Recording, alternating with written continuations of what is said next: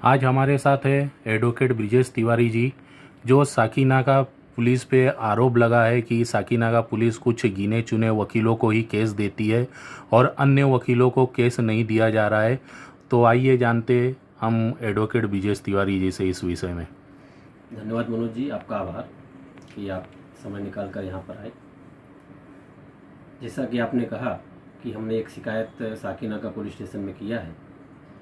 कि साकीनाका पुलिस के कुछ ऑफिसर, हमने लिखित रूप में साकीनाका पुलिस स्टेशन को दिया भी है ऑफिसर का नाम, कि ये ऑफिसर जो है ये कुछ वकीलों को ही जो उनके हिसाब से काम कर रहे हैं उन्हीं को ये केस देते हैं, और अन्य वकीलों के पास अगर केस या कोई आरोपी जो है ऐसी बात करता है कि हमारे वकील हैं या हम उनके पास जाना चाहते हैं, तो वो कहते हैं कि अगर वहाँ गए तो आपको बिल लेने में तकलीफ़ें आएंगी, और इस प्रकार से कई अड़चने उसको बताते हैं आरोपी को, जिससे भयवश जो है आरोपी उनके बताए हुए वकीलों के को ही वो करती है। और कहीं कहीं पर ऐसा भी देखा गया है, जैसे हमारे कुछ वकील बंधुओं ने बताया है, हम लोग इसकी शिकायत बलवंत देशमुख जी जो साकीनाका के सीनियर पीआई हैं उनको भी कहा है कि पहले रिमांड पर कोई और वकील अपीयर होता है, पुलिस कस्टडी मिलती है वहाँ से, अगर नॉन अवेलेबल सेक्शन है तो दूसरे रिमांड पर वकालतनामा चेंज हो जाता है। और कहीं कहीं ऐसा भी देखा गया है कि आरोपी को लाभ पहुंचाने के लिए ये कुछ पुलिस ऑफिसर बड़े सेक्शन में जैसे 307 या 302 या 326 में केस रजिस्टर करते हैं, उसके बाद ये एक मीटिंग करके और किस प्रकार से उसको इजीली बेल मिल जाए या उसको एंटीसिपेटरी बेल मिल जाए, ये उस सेक्शन को भी कम कर देते हैं, जिससे उस आरोपी को आराम से बेल मिल जाता है। और ये बहुत बड़ा कारण है साकीनाका पुलिस स्टेशन में, जिससे कि अपराध के बढ़ने की संभावना बढ़ गई है। आज साकीनाका पुलिस स्टेशन में 1200-1300 एफआईआर रजिस्टर हो रहे हैं, और ये क्राइम बढ़ने के पीछे कहीं न कहीं सबसे बड़ा कारण एक ही है कि जो सच्चाई है वो कोर्ट के सामने पहुंच नहीं पा रही है। आज सरकारी वकील भी साकीनाका पुलिस स्टेशन का है या अन्य पुलिस स्टेशन का मान लीजिए, और जो डिफेंस एडवोकेट जो एक्यूज की तरफ से अपीयर होता है वो भी वकील उन्हीं के इशारे पे काम कर रहा है, जिसके वजह से सच्चाई जो है कोर्ट के सामने जा नहीं पा रही है। और इस प्रकार से कहीं न कहीं जो आरोपी नहीं है वो जेल जा रहे हैं, जो आरोपी हैं वो चौकी से ही बेल ले रहे हैं। अब ये बात कोर्ट के सामने रखा कैसे जाए कि साहब जो आरोपी था वो तो चौकी से ही चला गया, और जो आरोपी नहीं है, पैसे न दे पाया वो, तो उसको आरोपी बनाकर वहाँ पर प्रोड्यूस कर रहे हैं और अपने वकील को रखते हैं, जिससे कि कोर्ट के सामने ये बात रखने में तकलीफ आती है कि क्या वास्तव में आरोपी ये है या दूसरा आरोपी है। इन सब बातों को लेकर हमने शिकायत किया है, और इसी प्रकार से Borivali bar association, Bhiwandi bar association अभी 21 तारीख को, मेरे ख्याल से 21 जून को, उन्होंने भी पत्र दिया है कि साहब हमारे यहाँ भी यही तकलीफ चल रही है कि पुलिस स्टेशन ने अपने वकील तय कर लिए हैं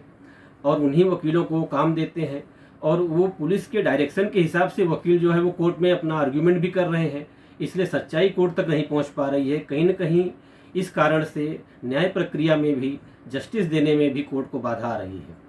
और अपराध जो है वो बढ़ता जा रहा है। कुछ वकीलों ने यहाँ तक कि हाई कोर्ट और यहाँ के शैला पांडे जी हैं, उनका भी उन्होंने कहा है कि सीबीआई से लेके यूडब्ल्यू और जहाँ पर भी ये रैकेट बहुत जोरों से चल रहा है, और प्रशासन ने, जैसे कि एक सचिन वजह का मैटर चला था वसूली कांड में, इस प्रकार से अगर इसका पूरा इन्वेस्टिगेशन हो, हर चौकियों का इन्वेस्टिगेशन हो, तो देखा जाए अगर उनके कॉल रिकॉर्ड निकाले जाए, जो पुलिस ऑफिसर हैं, जो उनके फेवरेबल एडवोकेट्स हैं, अगर उनके कॉल रिकॉर्ड निकाले जाए तो एक बहुत बड़ा घोटाला सामने आ सकता है, ऐसा मेरा विश्वास है। इसलिए हमने एक पत्र देकर साकीनाका पुलिस स्टेशन को इन्वेस्टिगेशन की मांग की है। इसमें वकीलों का कोई दोष नहीं है, अगर ये 3 वकील 4 वकील नहीं रहेंगे तो फिर दूसरा वकील पकड़ लेंगे। ये वो साधन बनाते हैं अपने इस अपराध को बढ़ाने के लिए और अपने आरोपी को बेल दिलाने के लिए, और उनसे अच्छी खासी मतलब रकम ये वसूल रहे हैं। तो तिवारी जी, हम ये जानना चाहते हैं कि साकीनाका के वरिष्ठ पुलिस निरीक्षक बलवंत देशमुख ने इस मामले में आपको क्या प्रतिक्रिया दी है? उन्होंने आश्वासन दिया है कि हम इस पर कार्रवाई करेंगे। उनका ऐसा कहना है कि अभी हम जनवरी में आए हैं, उनकी पोस्टिंग शायद जनवरी 2021 में हुई है, तो उन्होंने कहा है कि मुझे इसका विशेष जानकारी नहीं है, तो जानकारी निकालने के बाद जो भी उचित कार्रवाई होगी वो करेंगे, ऐसा उन्होंने हमको विश्वास दिलाया है। तो जो ये आरोप लगे साकीनाका पुलिस में, तो ये सिर्फ साकीनाका पुलिस चौकी में हो रहा है कि ये मुंबई के हर चौकी में लगभग ऐसे ही देखने को मिलता है? जी नहीं, जहाँ तक अन्य वकीलों से हमारी बातचीत हुई है और एसोसिएशन से, उन सभी का कहना है कि यह हर पुलिस स्टेशन का ऐसा चल रहा है। यहाँ तक कि जो आर्थिक गुना विभाग है,